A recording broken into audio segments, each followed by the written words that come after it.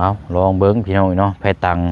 10 คูณ 10จักกวงจักเงาแล้วพี่น้องเนาะผู้กระตูบนี่ถือว่าต้อนรับฤดูหนาวได้นี่เนาะเจือง อากาศหนาว2 มื้อมาแล้วนี่โอ้ยังอันนี้เนาะไปบอกทางพ่อบ่น้อยนี่เด้อฮู้อยู่แล้วว่าเคือนเราไปบอกเราว่าคันว่านั่นก็ช่วงแดงๆประมาณ4 โมงแรงเดี๋ยวเฮานัดไปเบิ่งที่ดินใหม่ไปบอกเราครับว่าลมพัดมานี่ก็สิบ่นั่นดอกเนาะทั้งเทิงนี่พัดมามันก็ทะลุไปพุ่นเนาะลมนี่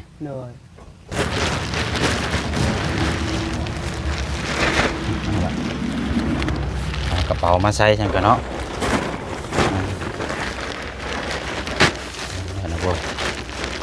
กรุ๊บ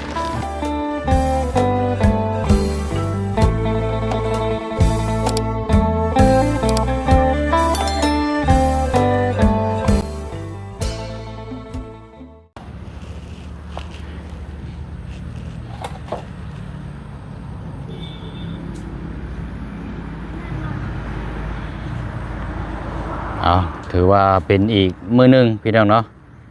วันเวลานี่ถัดไปไวเหลือเกินโอ้ยอันนี้แหละพี่น้องเนาะ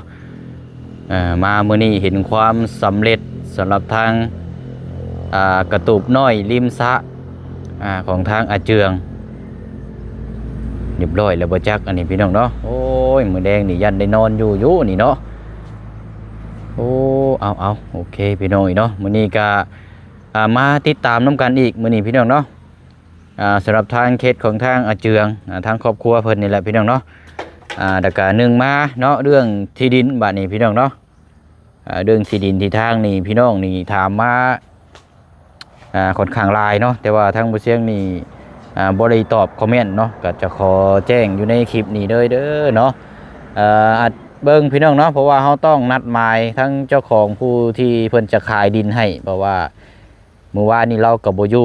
เดี๋ยวเขาบ่ได้ไปแจ้งแล้วไปนัดหมายนะพี่น้องเนาะ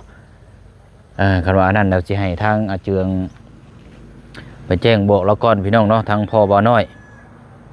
คันว่ามีพายุกับเมนมื้อนี้ช่วงตอนแรงๆเนาะเพราะว่ารอบเช้านี่ยันเขาเจ้าไปแล้วพี่น้องเนาะยันเขาเจ้าไปแล้วเพราะว่าไปหุดเข่าหุดน้ำอยู่ให้อยู่สวนเอาจังไดก็อดใจรอเลยพี่น้องเด้อเนาะทางบุเสียงนี่ก็หรือว่าทางทีมงานนี่ก็กำลัง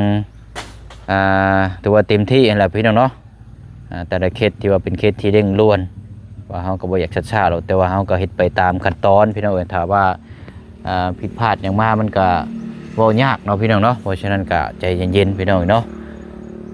ไปเนาะมื้อนี้ก็ตัดภาพมากันเนี่ยพี่น้องเนาะสภาพอากาศมื้อนี้ก็เย็นเนาะหากมาแต่เยี่ยมยามทางน้องอ่อนพี่น้องเนาะพอดีว่าพบเจอทางน้องๆเพิ่นขายหน่อไม้หรือว่าขายทั้งอาบังบ่ฮู้ว่าสิแบ่งให้ทางใดบัดนี้พี่น้องเนาะก็เด้อว่าเอากินแต่หน่อไม้อยู่นี่แหละบัดนี้พี่น้องเนาะมาฝากทางอาเจืองก่อนเนาะแล้วก็มีทางหมักบวบซื้อน้ำน้องๆเพิ่นก็บ่ฮู้ซื้อพี่น้องแต่ว่าอยากขายแต่ว่าฮู้ว่าแต่ว่าแนวกินเนาะแต่ว่าอยากเอามาขายถุงละ 10,000 กีบเนาะเอากราบทักทายสบายดีและสวัสดีพ่อแม่พี่น้องเบิดสุขุสุคนนะพี่น้องเด้อเนาะพบเจอกันอีกคือเก่าคือเดิมเนาะเอาจังใดก็ขอขอบใจขอบคุณพี่น้องหลายๆเนาะพี่น้องเนาะที่ติดตามแล้วก็รับชมเบิ่งเคสนี่แหละทางอาเจืองนี่แหละพี่น้องเนาะเบิ่งแย่งน้ำกันเลยพี่น้องเนาะจนสำเร็จไปอีกขั้นตอนนึงเพื่อละพี่น้องเนาะเบิ่งน้ำกันจนแล้วจนทั่วเพื่อละตัวนี้เฮาก็ติดตามเรื่องที่ดินที่ทางอยู่พี่น้องเนาะเพราะว่าเฮาก็เฮ็ดไปตามสเต็ปตามขั้นตอนเนาะเป็นอย่างใจว่าจังซั่นพี่น้องว่าเสียงอยากไปเบิ่งแต่ว่าเมื่อวานนี่ว่าทีมงานบัดเพิ่นก็เฮ็ดเฮ็ดงานทางอื่นแล้วเพื่อสิกลับไปกลับมามันก็ค่ำก็มืดก็เลยนัดมาเป็นมื้อนี้แล้วบ่เสียงสิไปบอกทางอาเจืองแล้วก็ไปนัดทางพ่อบ่น้อยเนาะที่ว่าเจ้าของเพิ่นจะขายที่ดินนะบอกต่อแล้วก็ช่วงแดงประมาณ 3-4 5 โมงแรงถ้าว่าเป็นไปได้นะพี่น้องเนาะเอาติดตามเบิ่งน้ำกันเนาะพี่น้องเนาะบ้ามันยังเพตังเนาะบ่นี่โอ้เอาลองเบิ่งพี่น้องเนาะเพตัง10 คูณ 10จักกวงจักเงาแล้วพี่น้องเนาะโอ้ เอาอันนี้อาบังพี่น้อยเนาะยังได้เนาะแล้วเลยเรียบร้อยเลยโอ้ยเนาะสิได้นอนมื้อแรงนี่ช่ำบ่จักอันนี้เนาะคักแล้วนี่อืมเอานี่ไปฝากน้องๆเพิ่นก่อน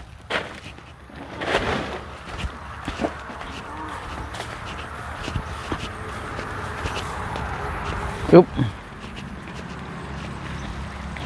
ขามห้วยขามห้องมองเก้ามองเดิมโอ้เสาตัวนี้ก็ยังคักอยู่เด้นี่เนาะเสาไม่ขี้เด็กช่ำลำทุ่มอยู่อ้าวสบายดีเด้อคนน้อยเด้อเป็นแนวเด้อยังบ่ไข่อยู่บ่ว้ายคือนั่นคืออันคือมันคือเหนียวแท้ไข่นี่เนาะคือบ่เศร้าจักเทื่อแท้นี่แหละนี่เนาะกระตูบนี่ถือว่าต้อนรับฤดูหนาวด้วยได้นี่เนาะเจือง อากาศหนาว2 มื้อมาแล้วนี่โอ้ยังนี่เนาะแล้วแหละนี่เอาแนบไว้โอ้ยับมาพี่ก่อนก็ได้ละมาพี่ก่อนก็ได้เห็นแล้วแต่จังโมงก็หากันแล้วนี่บ่โอ้แสดงว่าเฮ็ดแต่เช้าพุ่นได้นี่เนาะโอ้ดูเอาบ่เสียงไม่กันนี่ผลหยาดบ่นี่ต้นหับกระตูบเจ้าแล้วหมดนี่พอดีแล้วนี่สิได้ทดสอบหลังคา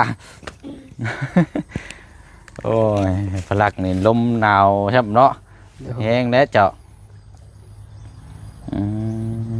เอาอันนี้บ่เสียงกันซื้อซอยทางน้องๆเพิ่นแหละวันนี้มันมีอยู่2-3 ถุงแต่เอามาแบ่งให้เจ้านํเอาต้มแล้วแต่สิพากันเฮ็ดกินตลาดเด้อเอามีอันนี้น้ำหมกบวบน้ำเนาะอันนี้2 ถุงน้ำมันใหม่ๆอยู่โอ้เฮ็ดน้ำกันจะคนก็คนเดียวคือเก่า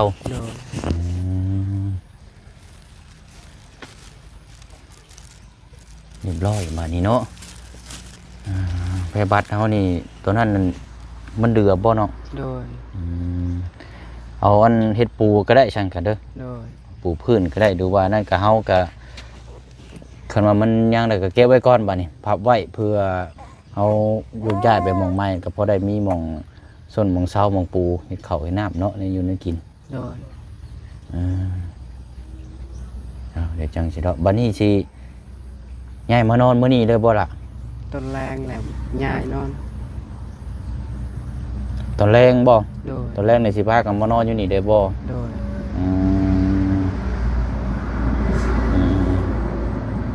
เป็นเกี่ยวกับเป็นไฟพื้นได้สามีอย่างแน่สนองกันสิมาอยู่มันต้องมีแนวหุงเฮืองอย่างแสงสว่างในใดมีโคมบ่มีอย่างแน่ก็บ่มีหยังมีไฟแต่บ่มีสายบ่แผงโซลาร์เซลล์มีอยู่บ่มี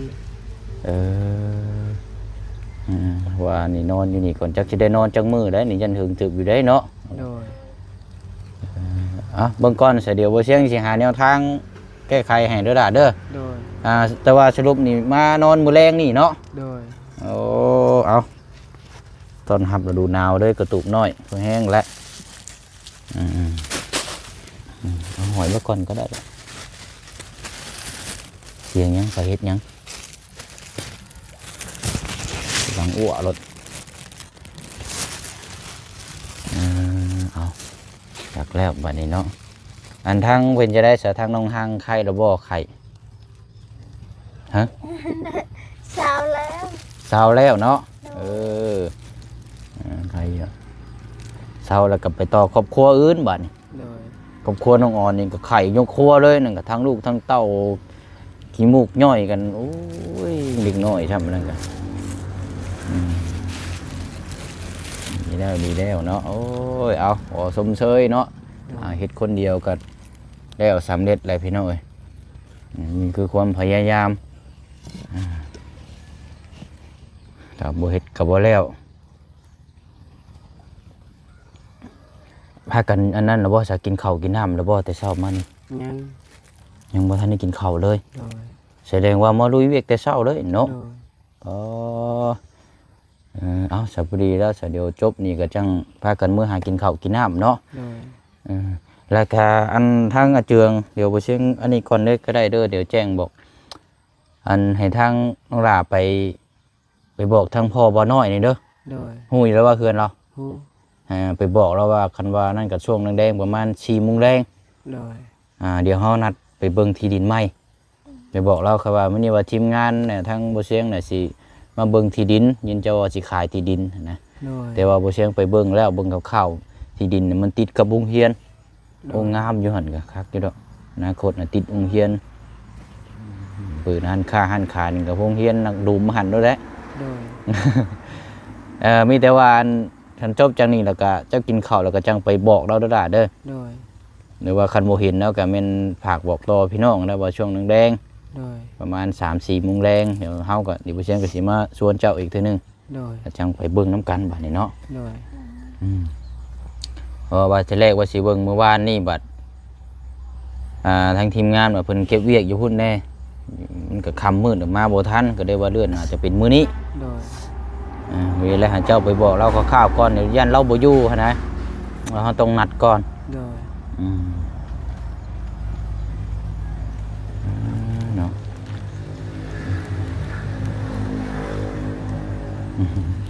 เอาน้ำไม้ห้อยไว้ก่อนก็ได้ละก็เลาะเบิ่งกระตูบก่อนบัดนี้โอ้ยเนาะ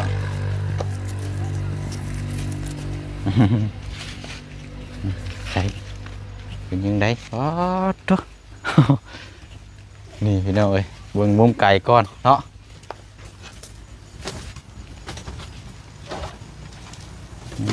ลมพัดมานี่กัดสิบ่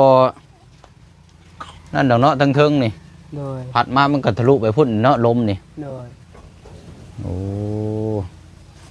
นี่เด้พี่น้องเอ้ยเอาสาดมาปูบัดนี่สาดมาปูเด้อ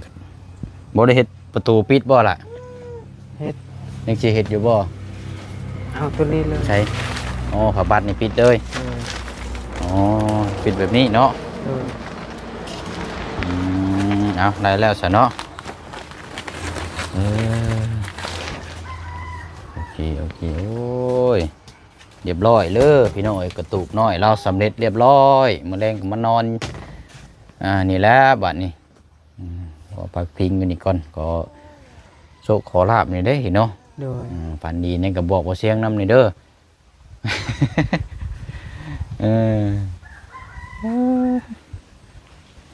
อันนี้เฮ็ดบันไดนี่เฮ็ดแบบนี้เลยโบราณนี่ โดย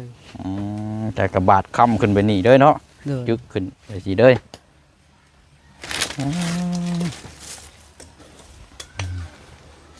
นะอันนั้นเนาะคอยสมคอยแปลงเอาหมองใดมันหกมันเหือกกันเนาะ โดย คอยทางไปหั่นแหละเอามาสองหมดทางนี้ก่อนมึงอีกมุมหนึ่งก่อน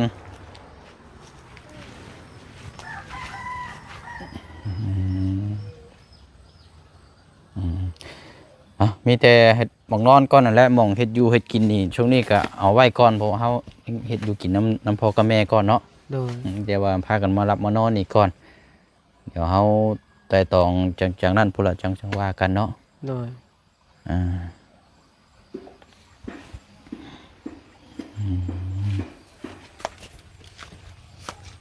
แล้วบ้านนี้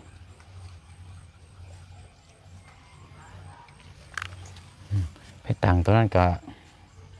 พับไว้ก่อนก็ได้ฉลาดเนาะ โดย เพราะว่าอันตัวนี้เขาเอาศาสตร์ปูเอาก็ได้เนาะ โดย พับแล้วเก็บไว้ซะเอาไว้ใส่ถึงเถื่อบัดโจกย้ายไปพุ่นเดี๋ยวเขามีแนวหมองโตเติมผิดหมองใหม่อีกเด้ โดย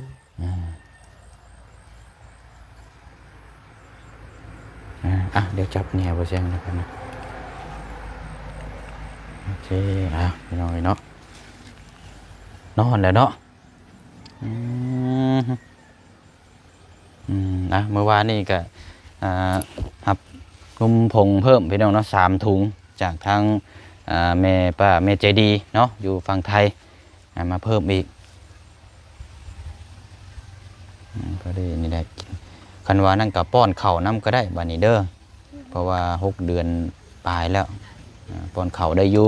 โดย เพราะว่ากระเพาะมันก็เริ่มแข็งตัวแล้วเด็กน้อยนะบ่นั่นดอกกินข้าวกินกล้วยกินหยังก็ได้เริ่มป้อนเป็นพวกมันพวกหยังก็ได้หลาย โดย พวกไข่พวกหยังก็ได้ป้อนเอาได้รสต้มไข่ต้มหยังให้ดูกิน โดย มันสิดี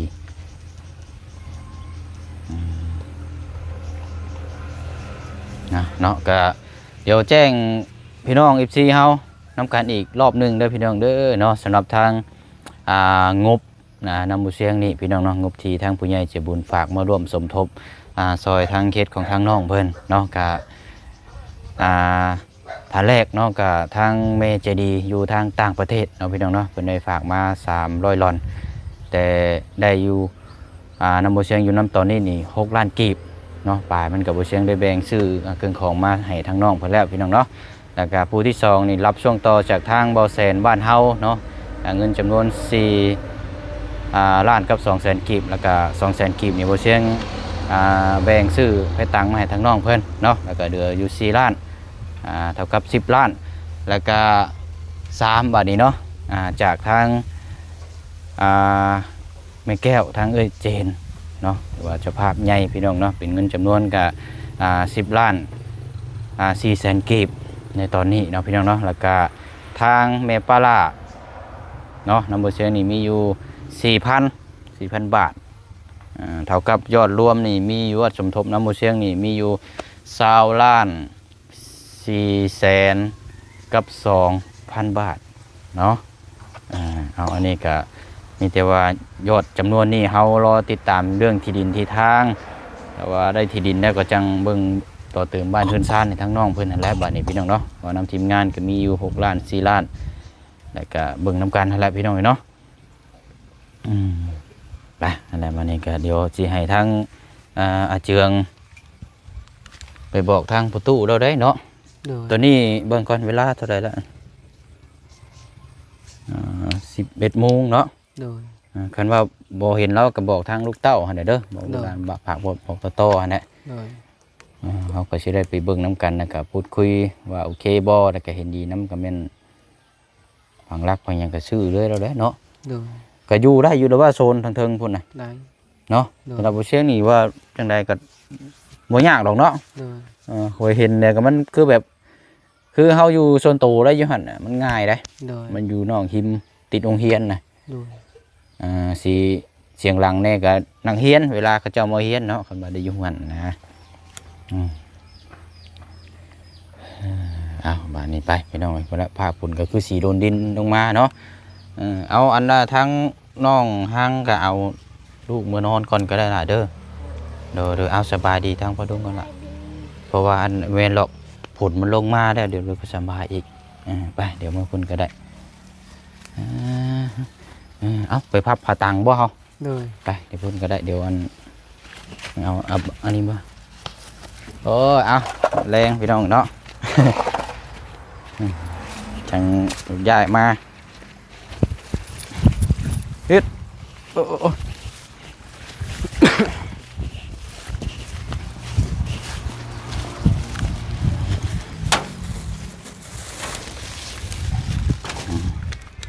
ใช้เบิ่งพับได้บ่เดี๋ยวไปเชียงสีซอยพับเบิ่งซอยกัน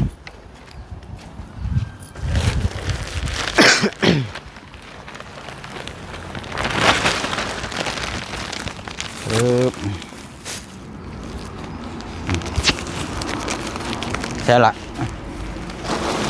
เงาดีดอเนาะ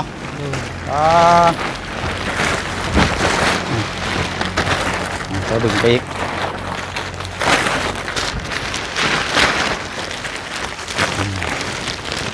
ดึงถอยหลังไปอีกละเดี๋ยวได้ฮอด2 กระตุกปุ๊บโคตรดีดอนี่เนาะเบิ่งเงาครับดีดอนะนี่ก็ได้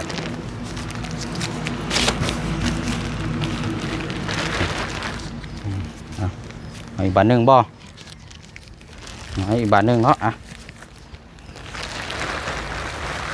ใช่ฮึบ ได้บ่เอาสำนีก็ได้ใช่ มาเลย โอเคเอาเจ้าจับส่วนคุณไปไล่เลยแบบนี้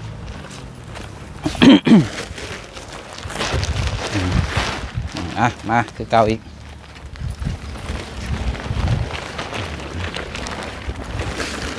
จะเอาไว้ได้ใช้งานต่ออีก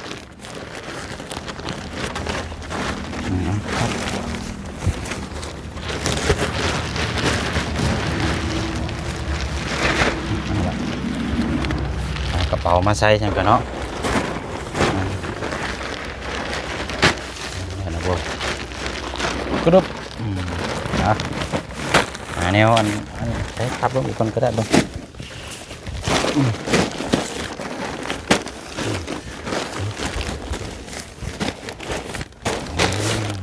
อันนี้มามัดเอาบาดนี่เชือกมามัดเอาละตรงนี้เด้เชือกเลยมือก็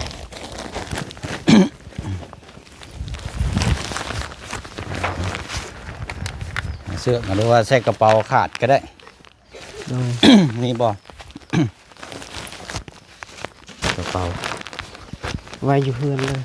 พับไว้ก็ได้เนาะ โดย เอาจ้ะเป็นเรือนแล้วเดี๋ยวนี้อันนี้พี่น้อง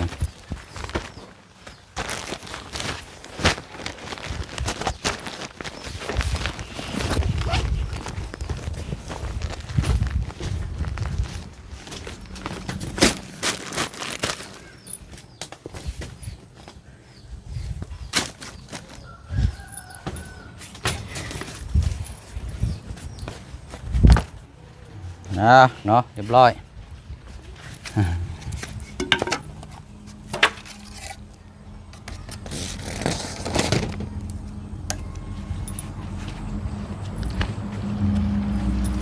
ก็ขอชื่นชมน้ำน้องเพื่อนพี่น้องเนาะกระตูกเฮ็ดคนเดียวพอเฮ็ดสุดท้ายก็สำเร็จเป็นที่เรียบร้อยแล้ววันนี้พี่น้องเนาะป้าชายอาเจืองเด้อหาเฮ็ดเนี่ยอยู่เนี่ยกินข้าวกินน้ำเนาะ โดย มีแต่ว่าเจ้ากินข้าวแล้วก็จังตามที่ผู้เชี่ยงบอกให้เด้อ โดย วันนั้นก็จังว่าจังคุยน้ำกันอีกนัดหมายกันอีกทีนึงเนาะ โดย ไปละอยู่ดีไม่แห้ง เวลา โดยไปโอเคไปผู้เชี่ยงก็สิไปเรียกต่ออีกไปพี่น้องเนาะสำเร็จเป็นที่เรียบร้อยเด้อมื้อแรงลูกย้ายมานอนอยู่นี่บัดนี้พี่น้องเนาะมีหยังเพิ่มเติมเฮาก็จังเบิ่งจังว่าจังคุยเบิ่งแย่งกันนั่นแหละพี่น้องเนาะไปเนาะคลิปนี้ก็สิได้ขอจบคลิปลาพี่น้องไปอีกคือเก่าคือเดิมนะพี่น้องเด้อเนาะขอมกขอบใจขอบบุญขอบคุณพี่น้อง FC เฮาเบิดสุขุสุคนเนาะอยู่ดีไม่แห้งร่ำรวยในหน้าที่การงานเวียกงานการสร้างธุรกิจก็ขอให้ประสบความสำเร็จตลอดปีและตลอดไปนะพี่น้องเนาะฝากไว้พี่น้องติดตามเบิ่งเรื่องที่ดินที่ทางนำกันอีกวันนี้พี่น้องมีอย่างเพิ่มเติมเดี๋ยวทางบ่เสียงมาแจ้งพี่แจ้งน้องนำกันอีกเนาะมื้อนี้ลาไปก่อนบ๊ายบายเด้อพี่น้องเด้อสบายดี